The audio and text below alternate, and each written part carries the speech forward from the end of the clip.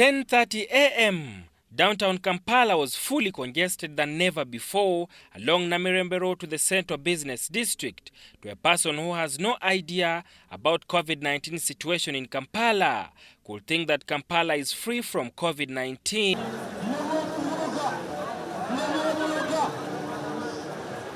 Prior to the reopening of downtown Kampala, Kampala Capital City Authority, the Minister of Kampala Affairs and the Minister of Health placed tough conditions to proprietors of shopping malls to resume businesses. Among them was to have temperature guns at all main entrances of shopping malls and arcades, have water cans stationed at entrances. All people entering shopping malls, arcades must have face masks, to do away with vendors and hawkers operating in verandas of arcades.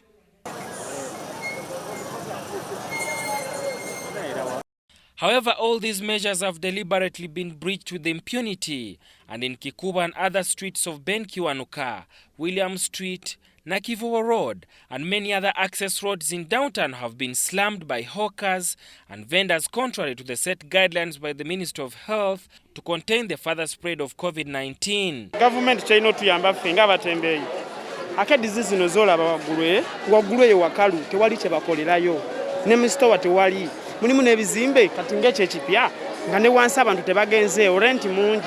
Underground investigation revealed that majority of the vendors who have returned in the streets of Kampala in the total breach of standard operating procedures are financed by traders owning shops and boutiques in the shopping malls and arcades in downtown Kampala to sell commodities picked from their business premises with a commission paid to them at the end of the day.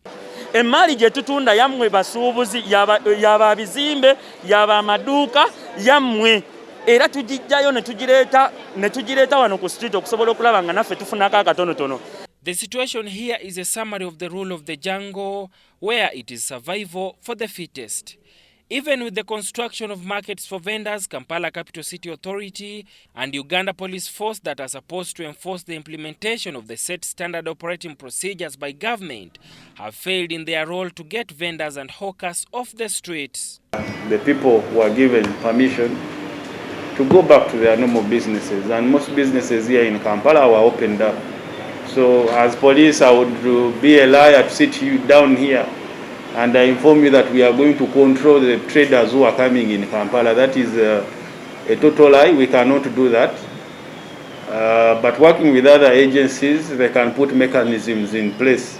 Responding to the illicit financing of hawkers and vendors to stay in the streets by traders owning shops in arcades and malls, KCCA faulted police for failing to arrest traders in the cartel.